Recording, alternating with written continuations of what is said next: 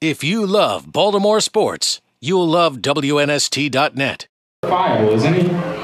He's like a character though. Like, I mean, he had the mullet, he had the right man shoe, he had a lot of stuff on all in one. Like, he didn't just have the Fu Manchu, he had a mullet, he just had a whole bunch of stuff. It used to be wide receivers that were nuts. It feels like you look at a guy like Jared Allen, now look at you play alongside Terrell Suggs every day, and he's absolutely insane. I mean, that guy's certifiable. It might be the new thing. Pass rushers have become the crazy ones. I think so, and I think that probably makes some people intimidated. Are you? Do you have a degree from Ball So Hard University or no? Well, I was in University of Miami, so that should be. That should be staying right there. Well, you know, he told us the other day that the requirements to get in, he's toughening everybody up. So he's the admissions director, I guess, right? I guess, yeah. Yeah, Brian McKinnie joins us out here at the Mount in Folsom on WNST.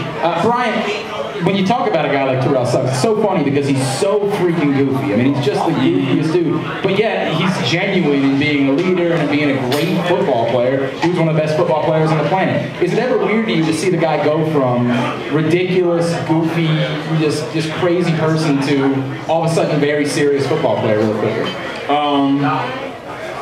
I'm used to seeing it now. Like, at first I didn't know how he would be when I first got here. Thought he was going to be just serious, but then I realized as being in the locker room, he tells a lot of jokes, a lot of pranks and everything, so I'm used to it now, but at the beginning I wasn't sure how. Who's the biggest, like the loosest dude, the craziest kind of guy in the locker room? He's definitely one of them. You have him, you have Vontae Leach, and you have Ray Rice. Really? Those three are like up there. Is there another one that would surprise us? I mean, is there somebody on the team that you would think is a little bit more laid back that's kind of goofy?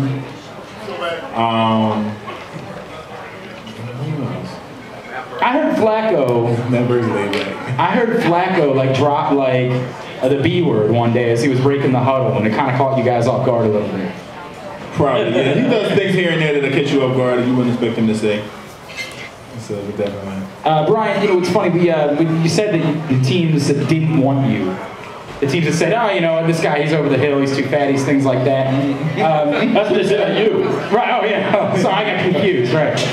All those teams, when you say now where you are, what you've accomplished in Baltimore for one season and getting to the postseason, do you know that any of them are maybe left potentially on the schedule? I mean, do you look at an opponent and say, I go up against them a little bit differently because I know this was a team that didn't want me? That's left in the playoffs? Or even throughout the season? I just kind of try to take that attitude with everybody. Really? Just to show them, like, I'm still better than your left tackle. So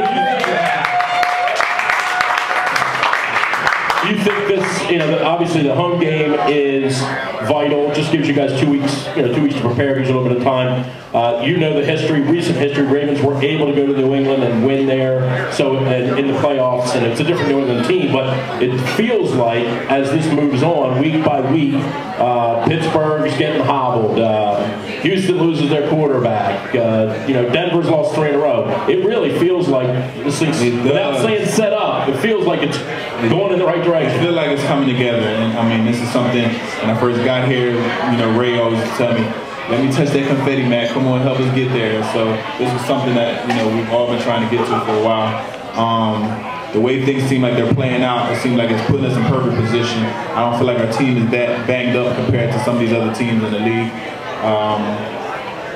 Playing at home, being able to have a week to freshen up helps us out a lot. Then the team has to travel to us, which will help us out a lot. Being in that crazy stadium of ours, all the fans, have so much energy, which helps out a lot. Especially when, the opponent is on offense and you got fans just screaming, going crazy, that helps out a lot.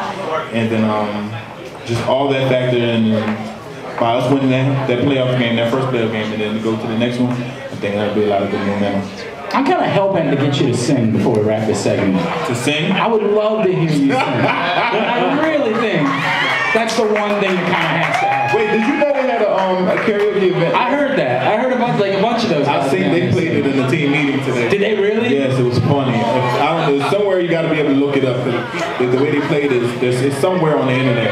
Yeah, Ray Lewis, Ray Rice, Vontae Leach, David Berry, all of them is doing like a karaoke. It was like a sold out crowd. I told them they at Madison Square Garden. Well, if this all works out, you go to Indianapolis and you come back a winner, you have to sing "We Are the Champions." Would you be willing to do that? Would that be a fair trade. We want the remix of Super Bowl Shuffle that the Bears did back in '85. I like that too. So there's no chance. I can't get you a couple bars from you. That should wait till after. Hold me to that after. All right. We're holding him to it. Give it up one more time for Brian McKinnie, ladies and gentlemen. If you love Baltimore sports, you'll love WNST.net.